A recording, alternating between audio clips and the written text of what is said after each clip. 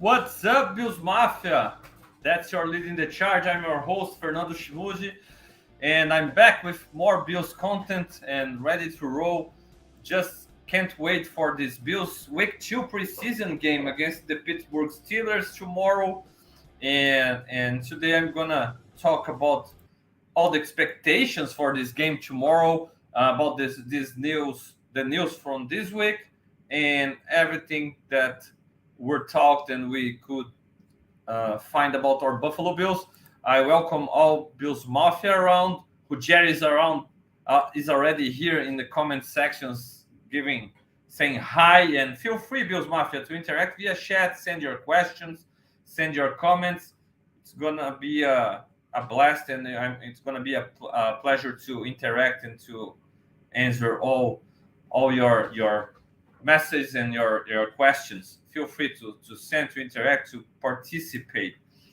So, without further ado, let me start talking about this week's topic, and it's the Bills game tomorrow against the Pittsburgh Steelers at Pittsburgh, right? The game is in Pittsburgh, and the starters are going to play this game. Sean McDermott was interviewed yesterday and made it clear that he want to see his starters playing for one quarter and a half, maybe. So that's certainly the game that the Bills starters are going to see the most action over all preseason games this season.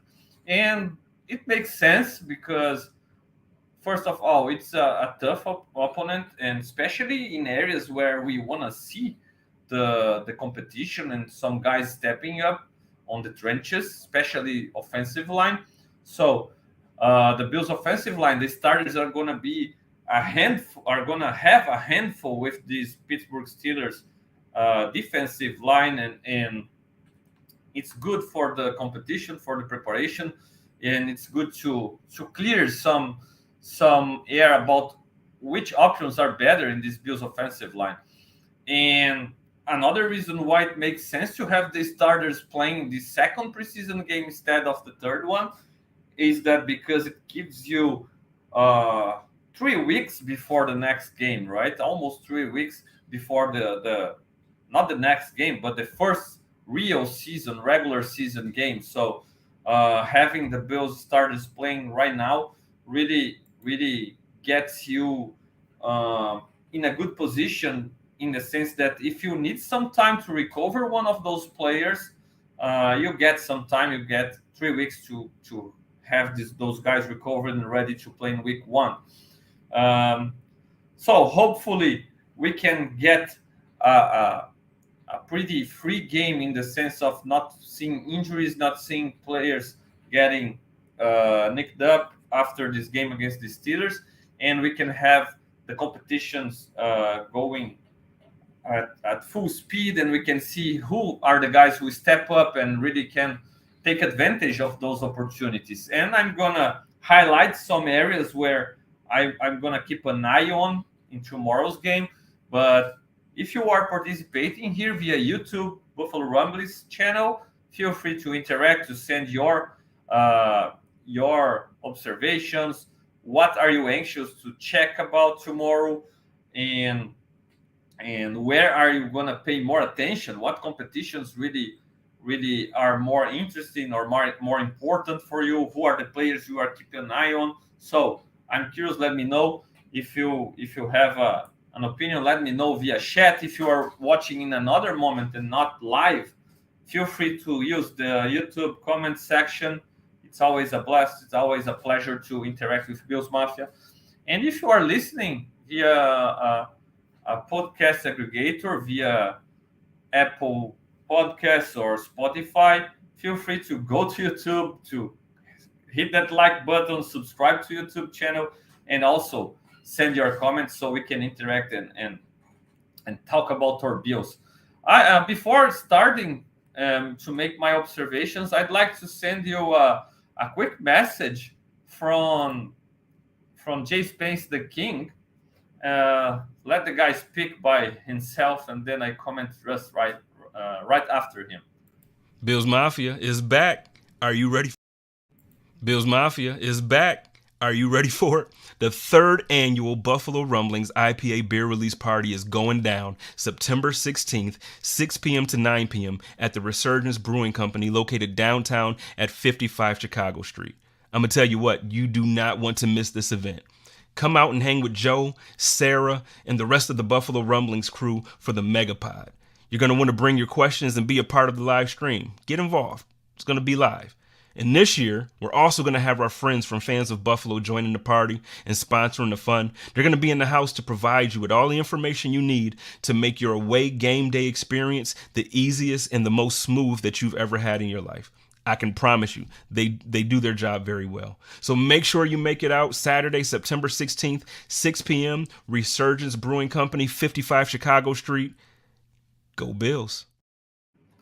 So, all Bills Mafia certainly invited to participate right before the home opener against the the Las Vegas Raiders, right? Sorry. And on September 17th, the game against the Raiders. So, this mega podcast on September 16th, Buffalo Rumblings, all Buffalo Rumblings content creators participating, and it's gonna be really awesome for all Bills Mafia who'll be able to participate. So let's start talking about tomorrow's game. And first of all, with starters playing, obviously it's always good to be able to see Josh Allen playing, but the first thing that comes to mind is please stay healthy, and that's the main thing that the Bills need to come out of this game, right? It doesn't. Obviously, we want to see Josh Allen playing well. We want to see the chemistry with the new weapons, the chemistry with Diggs. We want to see the offensive line doing their job. We want to see a good running game again out of the 12 personnel, just like in Week 1. But this time with Josh under center. But nothing of this matters if they can stay healthy. So the main concern here is the player's health, and I really hope Josh can get his snaps, he can get his reps in the first quarter. He can really start on fire. I think it's a big time. It's big time for Sean McDermott to not allow Josh to stay for too long. Okay, if he starts slowly, probably they're gonna play more the entire first quarter, even play a little bit into the second quarter. Now, if they can start really strong, they can start really well and have a really good couple of drives, I really don't believe McDermott's gonna play them that much, especially Josh. And so I hope he can start with all gas, no breaks, and really start playing really well and can score a lot of points early on. And the Bills can have a successful couple of drives and take our QB1 out of the field sooner rather than later, right?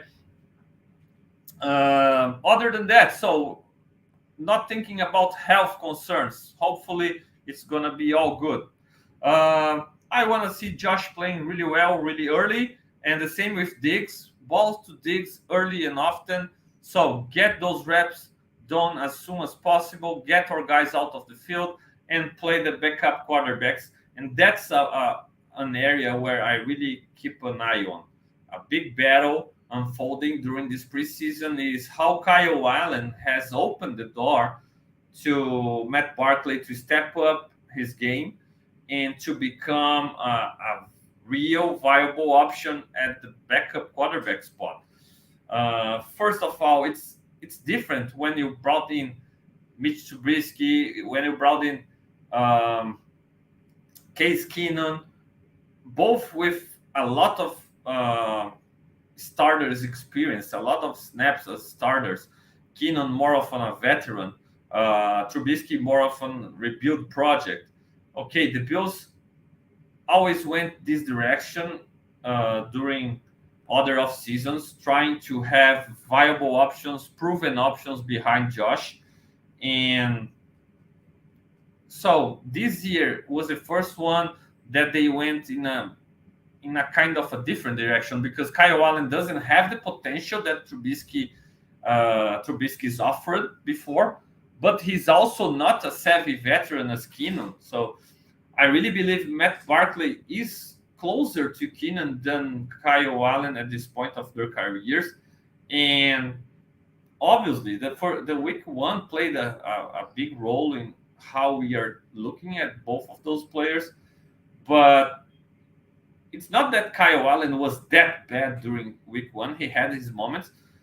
And it's not also trusting too much on what Barkley did against third stringers, second stringers, and being really well protected. Let's be honest. Matt Barkley got great protection from that offensive line, and for some reason the Colts third stringers, the second stringers, defensive linemen, they couldn't put pressure on Barkley, so he played a fairly comfortable game from inside the pocket, no pressure at all, and could scan the field, deliver the ball on time. That's a guy who knows the offense. That's a guy who's comfortable in this offense.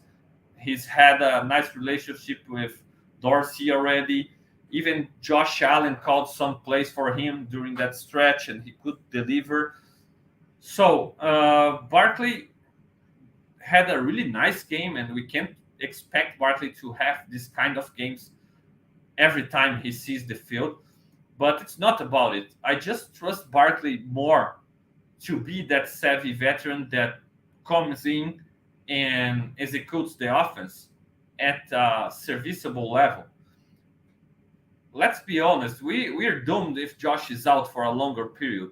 So all we need from our backup quarterback is to come in and keep the chip going, keep the things going smoothly, not trying to do too much, avoiding turnovers, handing the ball off, delivering the ball on time. And to do this kind of stuff, I really trust Matt Barkley over Kyle Allen.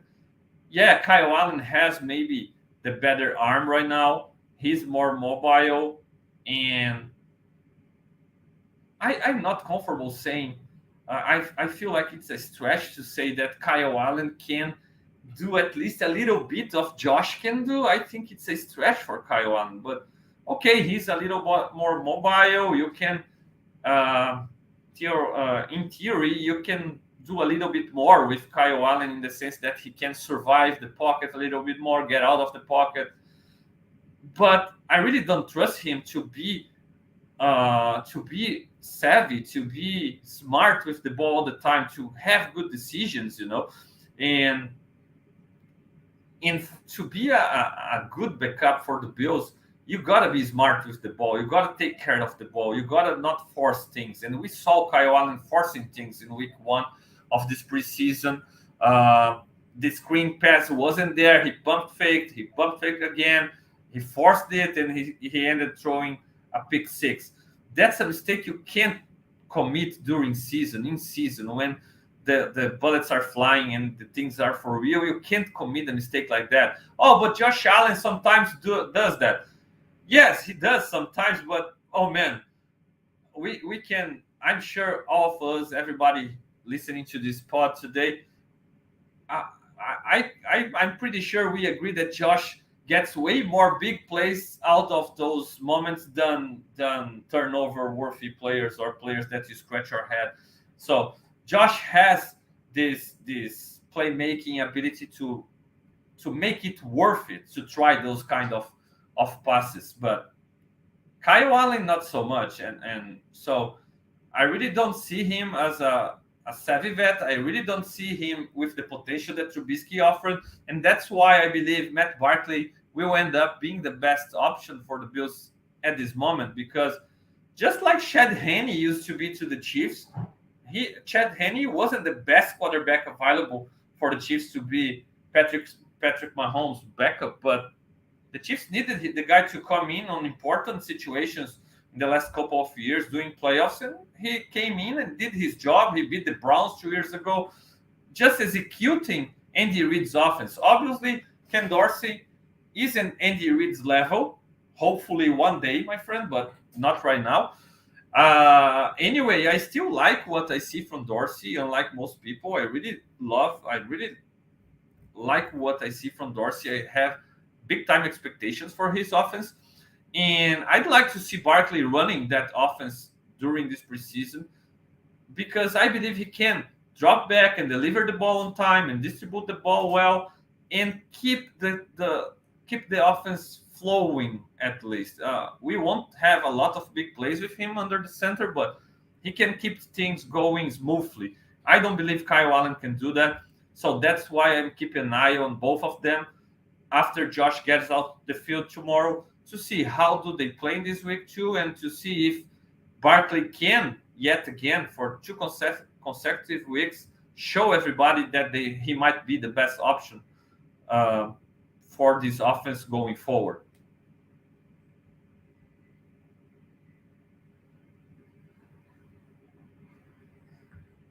So, still in the backfield running game, James Cook looked great in the first preseason game. I hope he can continue to look great in the second game.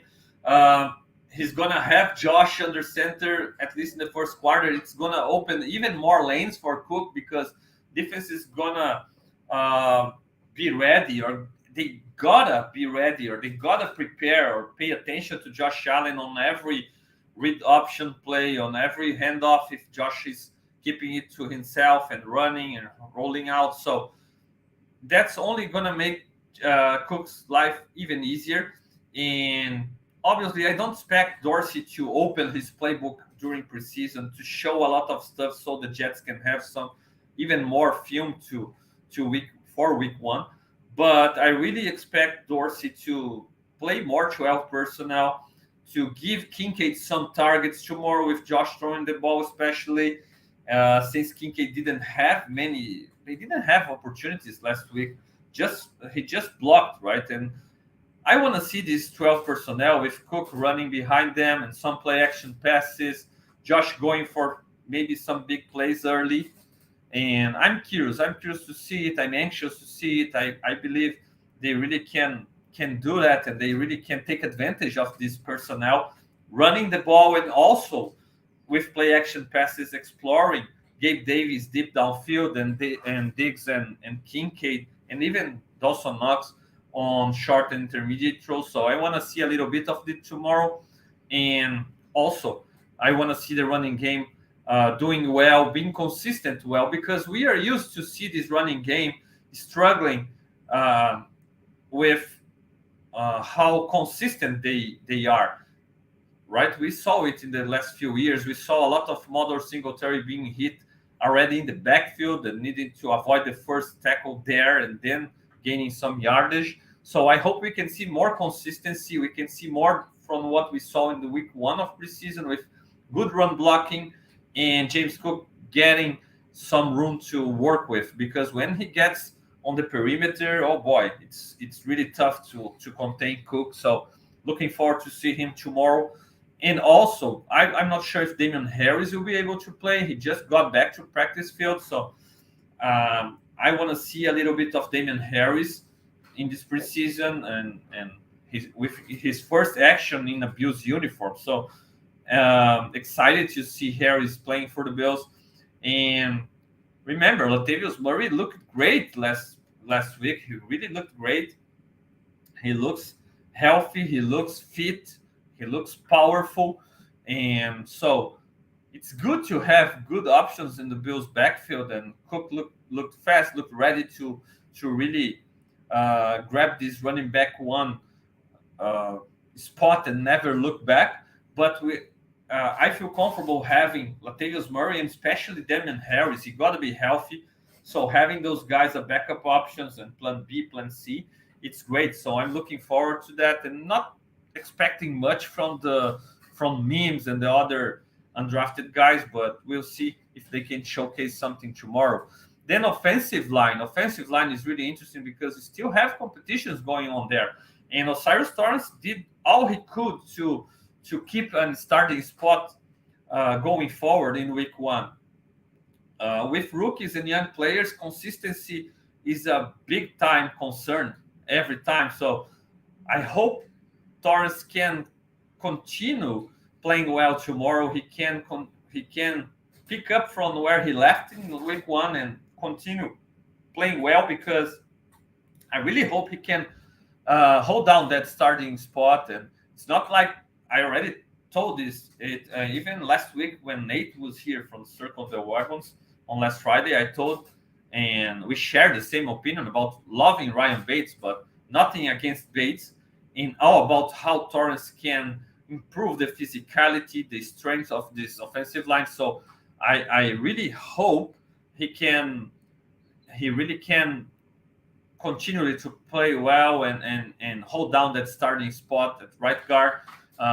It should give us a strong right side to run the ball, especially with Spencer Brown, who's, yes, he's inconsistent on pass blocking department, but he's a really good run block, and he can consistently be good there. He can be really nasty and powerful on run plays, and putting him alongside Torrance in the run game, it should really improve and make our right side of our offensive line the go-to side to run the ball. So I hope Torrance can keep doing well there, and especially hold down his own on pass protection. We will see more Ryan Bates at center. The Bills obviously won't play Morse that much. That's a guy who has a pass with concussion, so the Bills are avoiding some reps for Morse, even on his practice snaps. So we're going to see a lot of Ryan Bates at center, and I hope he can do well with the changes and the snaps at center, because that's a concern when you change the center. And also I'm keep an eye on McGovern, because he is the big time addition to this Bills offensive line. We can put it this way, and he's the starter there, but the Bills already gave some reps to Edwards during practice, and Bates is still an option. So there is a battle, a real battle inside for spots, and so I hope that the offensive line can really play well, and those guys can do a good job and make the best man win, right? On the left side, John Dawkins gotta play a little bit, get into his playing shape, and Sarah is talking here about running back position. I was really excited about Harris. We haven't had that kind of running back in forever, it seems. I agree, Sarah, and the nice thing about Harris is, yes, he's powerful. He can break tackles. He's a power back, but he has big time speed too. Don't let this guy hit the open field or he's gone. So it's really good to have Harris in the fold, and Latavius Murray also is no slouch. He also has respectable speed, but I'd say Harris is faster at this point of their career. So that's something to keep an eye and it's something to have in mind watching the games tomorrow. So the pass catchers also, as I said, Kincaid will have some opportunities for sure, and I'm curious to see Kincaid catching the ball. But the big time competition in this department is at the wide receiver position, and Andy Isabella has been a hot topic for all Bills Mafia, and Andy Isabella has the speed to be a threat downfield, to gain yards after catch, and he looked good in week one. So that's interesting, and that's why the Bills Mafia is excited. They are excited about Isabella's possibilities with this offense. He has earned even some snaps with Josh Allen, and we'll see if he gets an opportunity tomorrow with the ones, at least a snap here and there in the slot. But I don't know, man. The numbers at the wide receiver room are really tough to make Isabella to be able to get a spot in the 53. And the main place where I see Isabella being able to beat somebody and earn a job is beating Deontay Hardy, who really didn't look impressive for me in week 1. Hardy is a really small player, and I don't know, for some reason he didn't look really fast, really quick in week 1 against the Colts. And I'm keeping an eye on Hardy this next week because I want to see more explosiveness, more agility, more everything from Hardy. If I'm being honest to you, in this week 2 against the Steelers, we gotta see him being dangerous, returning the kickoffs and the punts, but we gotta see him being a factor also in the slot when he's there, because that's a guy who the Bills are gonna use in screen passes or even on those short, quick routes in the middle of the field where they can catch the ball and get some yak. So Hardy must be effective there. Otherwise, Isabella is looking like he's ready to give a run for Hardy's money. So those two guys, I will really look at them tomorrow. Keep an eye on them because I believe Isabella can really beat Hardy in this spot from what I've seen from both guys in the game against the Colts. So is it a possibility? I don't know. Hardy's cap hit is near 5 million if he's cut, so it's considerable. But the Bills have gone this direction in the previous 2 off seasons. They signed Jacoby Hollister to be a factor as a tight end 2, and the guy was cut before week 1. And last season, again, with a tight end, OJ Howard was signed, had some guaranteed money, and got cut. So I don't know, man. I really believe the Bills, if the Bills really trust Isabella to be their returner and to be a better option as a pass catcher, as a wide receiver, than Hardy, looking faster, looking quicker, I really believe he can make Hardy expendable. So that's something that I'd keep an eye on. And Saragian is commanding. I might make Isabella might make the roster as Hines replacement. Yeah, it's fair. Bean endorsed incorporated Hines into the offense this offseason, had plans for him, and he was bummed. They may keep him in this role. It's a possibility, Sarah. I agree. The Bills really don't need to carry the Taiwan Jones 4th running back spot this season. That's a possibility. But still, the Bills carried 5 wide receivers last year, and they now have, in theory, they have 6 now with Diggs, Davis, Sherfield, and that's a guy who came in as not a lock, but he played himself into a lock of making this roster and becoming wide receiver 3. And then Shakir, and then Hardy, and then Shorter, who's a guy who I believe he's maybe not too good, but he's too promising to hit the markets right now. The Bills can't really cut Shorter and expect him to survive the waivers and then add him to the practice squad. I don't know if they can do that with Shorter. And then they already have 6 wide receivers. So in theory, Sarah, Shorter is already taking that role, Hines role, Taiwan Jones role. So I don't know if the Bills will carry 6 or even 7 wide receivers. It seems way too much for a team that has carried 5.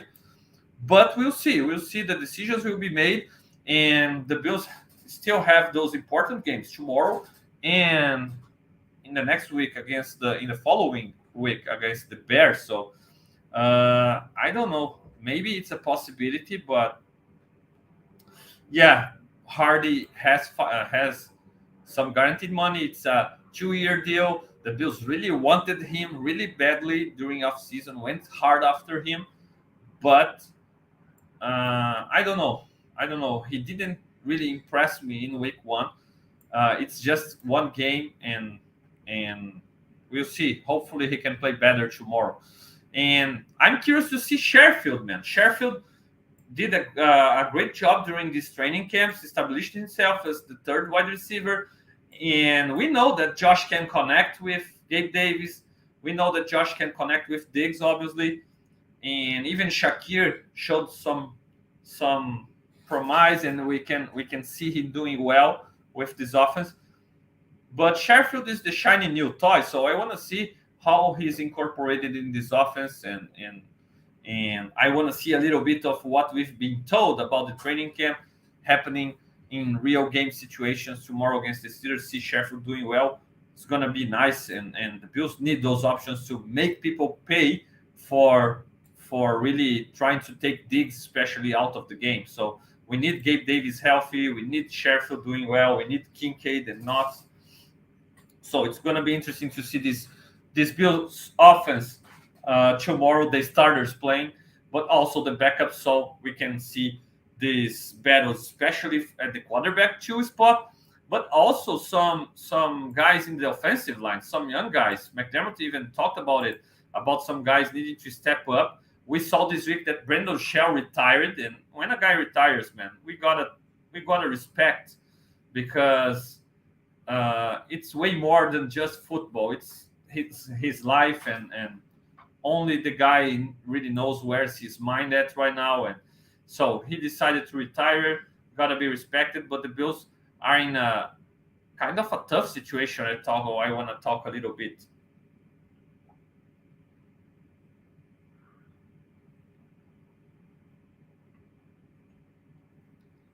So with no Shell in the mode, and with Spencer Brown being far from a lock and a guaranteed successful right tackle, the Bills are a little bit in trouble at the offensive line, right? We have David Kissenberry, obviously, the swing tackle from last season, and that's a guy who was worse than Brown pass blocking, so that's an issue. And then we have some young guys who played well in week 1. Vandermark and Gorich were two guys who did a good job in week 1 of preseason against the Colts. So let's see if they can keep it up against the Steelers tomorrow. Tommy Doyle also did a nice job last week. The backup offensive lineman played well. But something that I'd like to see, and I already mentioned it here, is to see Bates getting some snaps at right tackle, especially. I really trust Bates more than even Spencer Brown. And yes, he doesn't have the ideal size for the position, but I don't know. I'd like to test it before the season starts, because in case Spencer Brown really struggles, I don't trust Kissenberry to be an upgrade. And I really believe Spencer Brown. I really believe Ryan Bates can end up being our best option going forward at tackle, even in Spencer Brown's place, if he struggles and can't get better during the season. So I'd like to give Ryan Bates some snaps there, so he can be also. That's a position he already played in college. And he came to the Bills as a left tackle from the Eagles, so he has some experience playing there. But I'd like to get him comfortable playing alongside Torres, maybe on the right side, and to test Bates a little bit there, because I don't know, if Brown struggles, man, it's really problematic. And that's it from the offensive line standpoint, right? And Sarah again commenting here. Thank you so much, Sarah, for being so active. And Sarah believes Vandermark did a decent job at left tackle. Tommy Doyle probably going from left tackle 2 to right tackle 2. I'd like one more quality offensive tackle for the season. And I'd like to take this comment from Sarah to mention today, Jason Peters, right? Not today, but not Jason Peters himself, but Adam Schefter reported today via Twitter that Jason Peters assured him he's coming back for yet another season. He want to play, and he did a decent job as a guard last year for the Cowboys. And, Jason Peters, our guy, started here, was a tight end, converted to tackle, successful all-pro player for a long time, unfortunately, not for us. this might be the time to bring our guy back so he can help us, offering some experience, offering some dependable level play out of any position you need him. You can play Peters at tackle, you can play him at guard. So I'd love to have Jason Peters back with the Bills, and I hope the Bills are considering that. They worked out some guys this week. Nothing materialized so far, but I'd love to have uh, Jason Peters back with the Bills as a depth piece for this offensive line. And to be honest, right now, if you need to protect Josh, I trust Peters over Spencer Brown on regular basis, right? So hopefully Spencer Brown can step up his game. He can have a good game tomorrow with all the starters, and we can feel a little more confident on him going into the season. Other side of the ball, even more competitions going on, and the main one continues to be the middle linebacker spot. McDermott was interviewed and called he called out Dodson in that interview, right? It wasn't like he wasn't naming Dodson. He didn't single out Dodson, but Dodson is the guy who really got an opportunity so far. Bernard hasn't gotten this opportunity in preseason because of his injury. And I've said it all along, man. It's clear to me that the plan was Bernard taking over at middle linebacker. With the way being talked about Edmonds might being explored in some mismatches and needing an interchangeable piece with Milano at middle linebacker, it screamed Terrell Bernard. And also, all Bernard pre-draft evaluation said, oh, that's a guy who can call the defense. That's a green dot kind of guy, a leader of the defense kind of guy, a film junkie. So Bernard was really the option.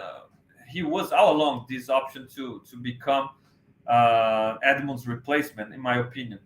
And Dodson, a shout out to Dodson for being able to hold down that spot and to make it a competition against Bernard during this offseason. And he didn't allow the coaching staff to simply make Bernard the starter. But I don't know why so many people changed their minds on Dodson after week one. Maybe they were expecting Dodson to magically become a big-time middle linebacker. And yes, we had a lot of good reports coming from training camps about Dodson's performances there. But Dodson kind of is who he is. And I like Dodson more than most people. But he's a guy who would be, or who is in the same trouble that Edmonds would be.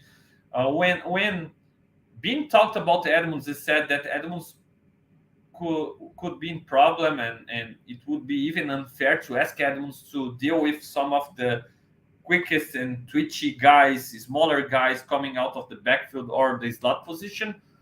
When you replace Edmonds with Dodson, you don't fix that. Dodson isn't more athletic or a better option than Edmonds for those situations. Dodson isn't an interchangeable place with Matt Milano. He's a middle linebacker, just like Edmonds, but not a good one like Edmonds. He's a nice piece. He's a solid, in my opinion, a solid middle linebacker who will be exposed in certain matchups and who will be targeted for opposing offensive coordinators and will be in difficult spots. The same thing can be said. If it was said about Edmonds, it can be said about Dodson and even more about E.J. Klein. Now, Terrell Bernard, that's a different kind of player. You can tell me that Bernard might be too small, then that he might be in trouble to consistently tackle well and to consistently deal with blockers inside. And those are fair takes, fair observations, and we need to see more from Bernard, see him with more opportunity to see if it's really going to happen. But that's a piece who can be interchangeable with Milano. He can run like Milano or even better. He can cover tight ends, cover running backs. He can run even with some slot receivers, and he can blitz just like Milano. So that's an interchangeable piece. And I really believe that the idea is to have Bernard as the middle linebacker.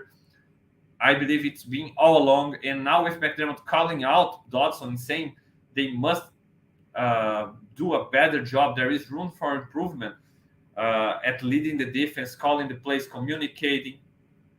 I really believe he's setting everything up to Bernard to be able to come back from his injury and take over the middle linebacker spot. Will he be able to hold down that spot? Will he be able to become the long-term answer? We don't know. We need to see him playing, obviously. But the idea is to have him getting the first shot there, and I believe he will.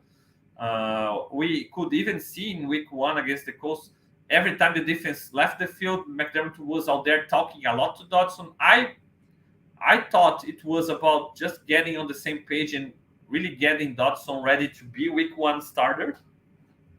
But it seems it's not this.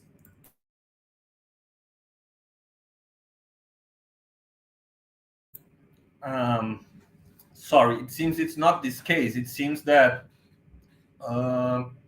they were really not on the same page, and that McDermott really wants better from Dodson. So I believe Bernard is gonna get his opportunity, and I really have confidence that he can do well in this spot. But I really would love to see they giving Dorian Williams some reps inside at Mike linebacker, and they starting to prepare Dorian Williams better for this role, and to ask him to make the calls and to deal with this kind of stuff, because something that we could see in week 1 against the Colts was about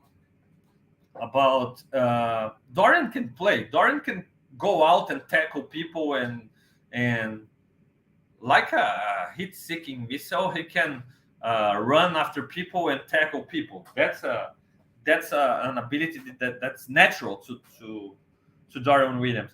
So I'd love to see them preparing Dorian a little bit better to become the Mike linebacker, because no, he won't be week 1 middle linebacker. Forget about it. I really don't believe he will.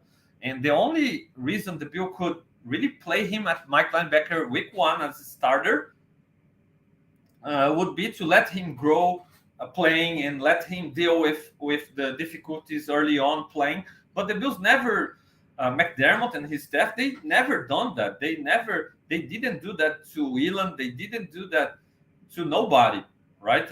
Recently, and they won't do that to Dorian Williams. So Bernard has been there for longer. He knows the defense. He's ready to call this defense, and I believe he will get this shot. He just got recover from that hamstring that can be tricky.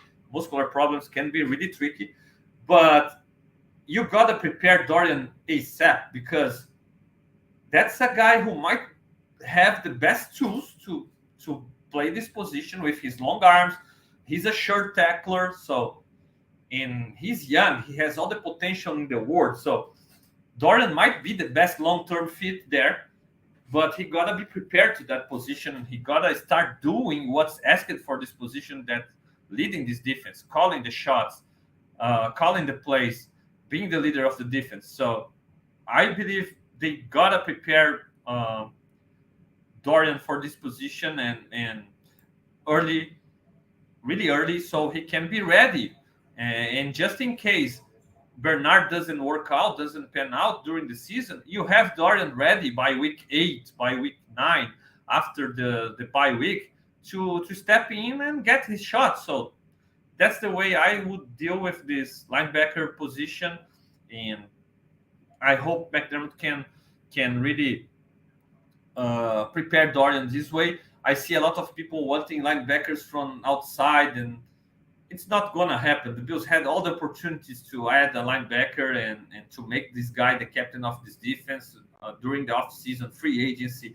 A lot of cheap options, cheap and good options. The Bills kept it because they trust their guys. So they believe they have a nice floor with the guys they have there, Klein, Dodson. And they really drafted Bernard and Dorian Williams to get their shot and to play this role. So that's the way I see this position and this competition going on. And tomorrow is going to play a huge role in how McDermott is going to decide about it going forward. Dodson probably having another shot, holding down that spot. Klein still an option. I don't see Spector being an option, but he'll have an opportunity to impress tomorrow again. And Sada is here again, not impressed with Dodson. She said the Jets abused him by intentionally targeting the middle when Edmonds was out. Yes, he's a downgrade, no doubt. He's nowhere near Edmonds' level. And Sada doesn't trust Bernard either. He started one game, and he started one game in Milano's place, but they won't play. For some reason, Sada says, give it to Dorian, just play more dime with rep, assist with Milano at middle linebacker. For some reason, McDermott always shut down this talk about playing Milano at middle linebacker or making him the play caller of this defense. So it's not going to happen, and McDermott has a good reason for that. He could easily make Milano the play caller. Milano has been there longer than everybody. He knows this defense, but he doesn't want to mess with Milano at where he is. And sometimes it's obviously the coaches, they know the players' personalities better than we know from outside. And I don't know, Milano never became this kind of leader by what he says, or a guy who really communicates a lot. He seems like more of a guy who stays more quiet and just play and ball. So they decided to not make Milano. I completely trust Bernard to be the play caller of this defense, and maybe that's the best part of his game is the mental part. That's what's being praised since he was a prospect. So I really trust Bernard to be able to lead this defense, to become a great communicator, and I'm excited to see him as interchangeable piece with Milano. But time will tell. And then Dorian physically, I think he has everything, and he just gotta have some time to learn this defense and to be able to become a leader. That's a 21-year-old kid. It's not easy to get into an NFL locker room and earn their respect and become a leader of men. So especially coming as a third rounder, time will tell. We'll see.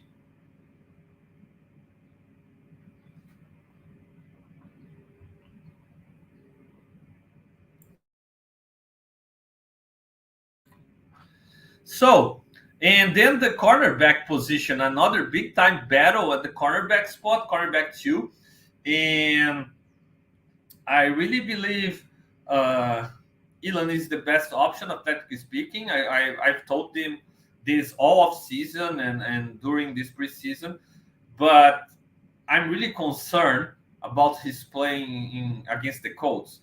He looked too out of position sometimes, and too aggressive, over aggressive, and I don't know. It scared me a little bit how Elon played in this week one. Maybe trying to prove too much, trying to do too much, and it makes me question the way they've been dealing with him, because I've already told it also. But a lot of players just need confidence. They just to be told by their coaches that they get the trust and they are the best and they can go out and ball and don't worry. And Elon hasn't been in this situation with the Bills. He's been in competition since day one against Benford, against Dane, and Dane seems like a pro's pro. So he does everything right. He's always doing the right stuff. He's always in position, and all he lacks from the physical standpoint, he can he has in the sense of preparation, film study, and knowledge of this defense. So Dane seems ahead, and that's a place where I'd prefer to play Elon, even if he's struggling more right now, in betting on him getting better with playing time during the season and being ready at his best down the line during the playoffs when you really need a guy like Elam to run with the ones like Tyreek Hill, Waddle, and and the Hardman and the quick Chiefs guys also, right? So Tony. So I'd rather play Elam, let him struggle, but let him learn, give him confidence, tell him, look, you are my starter, you're gonna play well. But that's not how McDermott works, and Elam will only play if he really earns it on the field. So I hope Elam can tomorrow come in and play really well. Play really well, be in position, make some plays, don't be way too grabby, and because he offers more than Dane, right? I like Dane Jackson. I love Dane Jackson as a depth piece, but not to be my cornerback two in a Super Bowl contending team. I I can live with him there, but you have a guy who might be a huge upgrade down the line. So you gotta develop him, and develop Elam is not just develop him in practice, but also giving him playing time and letting him deal with the mistakes and the difficulties of real game snaps, so he can really down the line become not just a cornerback two, but even maybe or cornerback one down the line. Because let's be honest, that's a guy who has this potential. He has potential when talking about being a lockdown cornerback. I trust Elam to become this kind of cornerback, even above Tre'Davious White capabilities. I think Tre'Davious White is an awesome cornerback, all-around cornerback, can tackle, can play his own, is really smart. But if you need a guy to line up, man up a guy and run with them and be a lockdown cornerback, I believe Elam has even more potential than Trey. So hopefully Elam can do enough to get this treatment, and we can see him starting week one, because even though he might not be the best option for week one, I have hope he can be the best option down the line. So that's why I go that direction. And for the first time, maybe Sarah agrees with me. So thank you, Sarah. And yes, Sarah is confirming. I agree about everything about what you see about Elam. And yeah, hopefully we stay healthy, no doubt, Sarah. And so, and Benford is kind of between, Elam and then Jackson. I think you have more to work with Benford than Dane. I think Dane is kind of maxed out. It's difficult to improve where Dane is at right now, because if you look at him when Dane was drafted, and the scouting reports and the expectations for him, we wouldn't even expect him to be part of the roster by now, right? So he really played over all the expectations, exceeded all the expectations, and became a nice depth piece. But Benford is bigger, stronger, younger, so Benford has more potential also than Dane, and it seems Benford is even more ready for what the Bills want in the defense than Elam right now. So he's in kind of between both of them, and I hope he also can play well tomorrow, but not well enough to beat Elam, because I really want Elam getting his shot, and I believe it's gonna pan out to give the shot to Elam and to give him an opportunity to play and make mistakes, do good things. I believe at the end of the day, just like what I told about Josh Allen, that he commits some mistakes, but he makes way more plays and good plays, big time plays, than mistakes. I believe with Elam it can be the same way. So I hope the Bills can go in this direction. And to finish about the expectations for tomorrow, defensive line, and we have, my goodness, a logjam of players, especially at defensive end, but even inside.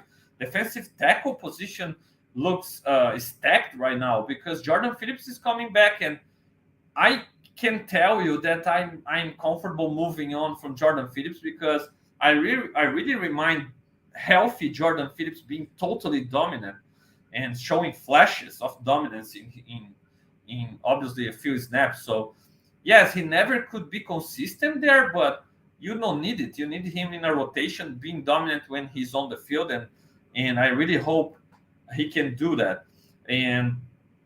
But Eli Koo played really well against the Colts, did a great job being that nose tackle, that immovable piece, and he had an injury trouble yesterday. It doesn't seem to be anything serious, but I'm not sure how it can affect him tomorrow playing, if he's going to play at all. But Eli Koo has played himself into deserving to be part of this roster. And then you have Tim Settle trying a comeback season and playing really well last week. And then you have Puna Ford and Daquan Jones and Ed Oliver, who are guys who obviously will be there, not just in the 53, but also being big time of the rotation. So the Bills have a big time logjam at defensive tackle and also defensive end, and those guys gonna compete tomorrow. And I'm really excited to see those guys competing tomorrow, because tell me you, but I was really excited about Tim Settle and Boogie Basham against the Colts. They played great. They were dominant. They never stopped. They had their motors running at full strength all the time. So I want to see more of that. I want to see more of Boogie Basham tomorrow. And that's another guy who I love more than most. Just like Sarah told, I just didn't agree on Bernard and Dodson, right? And Boogie is another guy who I really love more than most. And no, I can't say he has played greatly. Last season was underwhelming in my opinion for sure. But his rookie year, he didn't play much, and he showed some flashes, and he really looks great right now. He looks fit. He looks ready to contribute, and the Bills have control over him for 2 more years, this year and 1 more. That's why I prefer to hold on Boogie Basham and move on from Epenesa, for example. Even though Epenesa has had more or better numbers sack-wise and more snaps, if I can trade Epenesa and keep Boogie, I'd do that. And so I'm curious to see them playing tomorrow, to see if Boogie can continue on an increase, can continue to impress, and if Epenesa is gonna be invisible again, because he didn't play much, but he was invisible with the starters against the Colts. And we have Shaq Lawson, we have all those guys, even Kingsley Jonathan, and a lot of guys trying hard to spot too. So curious to see how the Bills deal with this logjam at defensive end.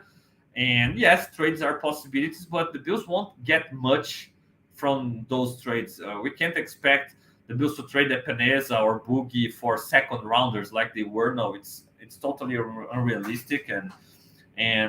But the Bills will need to move on. There aren't spots for all those guys. And so we'll see tomorrow who steps up, who continues to impress. If it's somebody else's turn, all I know is that last week Boogie was impressive, Tim Settle was impressive, and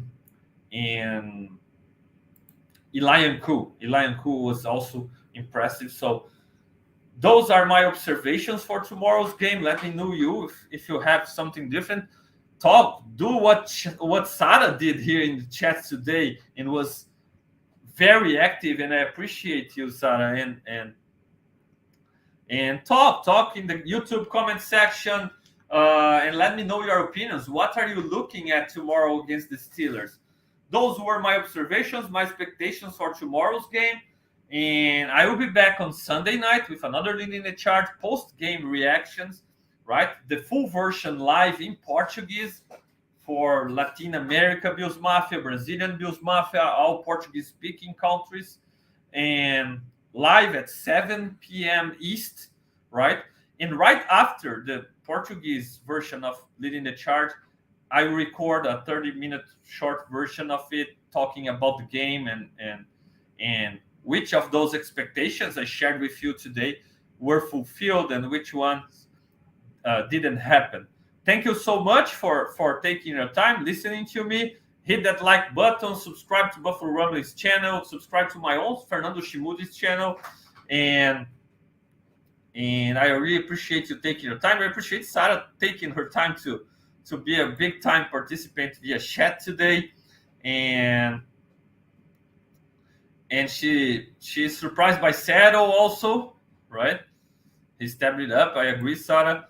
And she's looking at who's at right guard because it will show us who they really think is best at the position. Yeah, that's true, Sarah. That's right guard is really important, and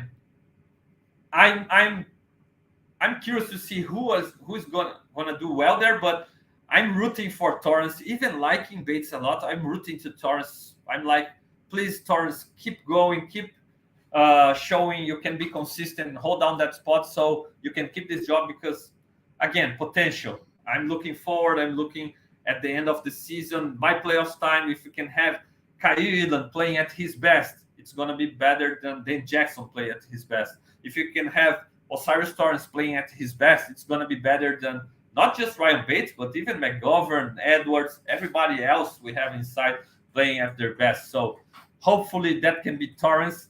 And so that's it, Mafia. I appreciate you, Sarah, for taking your time. I appreciate every Bills Mafia member that participated here via chat. Richard sent a Go Bills. Ruggieri sent a Go Bills. Shout out to everybody. Shout out to everybody who were listening to me via Apple Podcasts, Spotify, any podcast aggregator, YouTube channels, via Buffalo Rumblings. Thank you so much for your like, for your view, and talk to you on Sunday. Have a great Saturday, Bills Mafia. And I see you on Sunday with another Leading the Charge. See you around, Bills Mafia. Thank you so much. Go Bills.